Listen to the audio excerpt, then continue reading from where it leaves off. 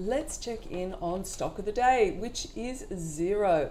And accounting software company Xero posted a net profit of over New Zealand $54 million for the half year ended September the 30th, compared to a net loss of just over $16 million in the first half of full year 23. Revenue increased 21% to almost New Zealand 800 million, while earnings before interest, taxation, depreciation and amortisation rose 90% to a little over New Zealand 206 million. And as we can see, the market putting a finger down, or fingers down, to Xero's report today. So let's check in, Grady, with you. What are your thoughts on Xero?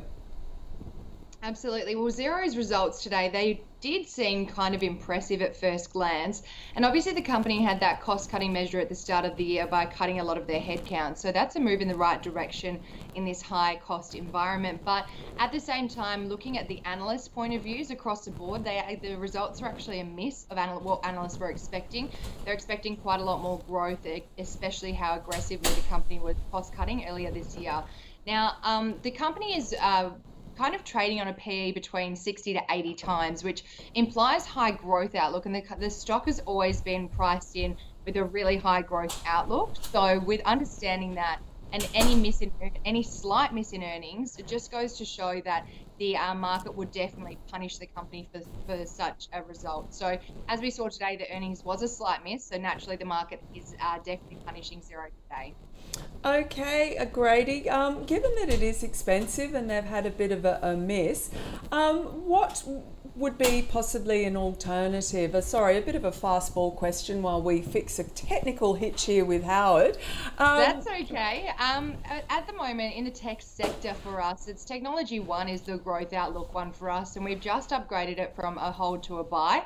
And we like that because their software as a service, it's a niche company, it's a massive company, and they've been able to prove their growth record. So we really are looking forward to their results coming out on the 21st of November, and that will definitely secure our buy should they come in as expected. But they were looking to, I think it was to get about 500 million annual recurring revenue by FY26, but we're expecting that to come forward.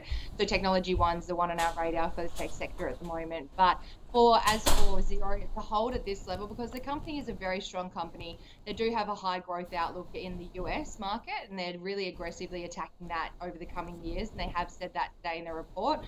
So we like that outlook for the US and the growth opportunity there. But at this level, given it was an earnings miss, naturally the market was punishing it today. Oh, yes, it's not really the time at the moment when companies miss. Howard, would Xero be one that you would be looking at? No, not really. I mean, it's made profits only in 3 of 10 years. And when you invest, you want to invest in a business that's profitable because as a shareholder, you share in the profits of the business. If we then look at what was actually a good report compared to its previous reports, let's assume that 6 months holds for the whole year. That would mean they would make about $110 million, just round numbers, for the year. They're on a 17 billion market cap.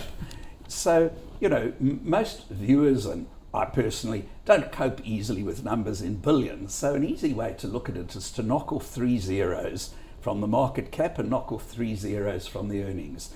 And ask yourself the question, if I bought this entire company, would I be prepared to pay $17 million for a company that makes $110,000 in profit a year? And I've run a lot of private companies that have made a hell of a lot more than $110,000 a year. And never in our wildest dreams when we were making that amount of money did we think we were worth 17 million. So it's just ludicrous that this is the case. And when you look at where the world is at the moment, when you look at what's happened with WeWork and with FTX... That's WeWorked now. Yes, WeWorked. Well said. We once worked. And FTX and others, this whole concept of free money, which enabled absurd non-businesses that don't make profits to have market caps that were in the stratosphere, that's come to an end.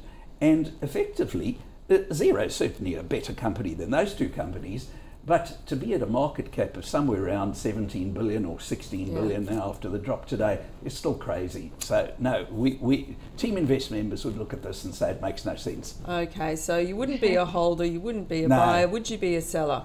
Well, if you owned it, yes, but I can't imagine any of our TeamInvest members own it. But if there are any viewers owning it, our TeamInvest members, I'm sure, would say, don't own it. Fair enough. Okay. Well, there we go. Certainly not cheap when you put it in that context, Howard. Okay, let's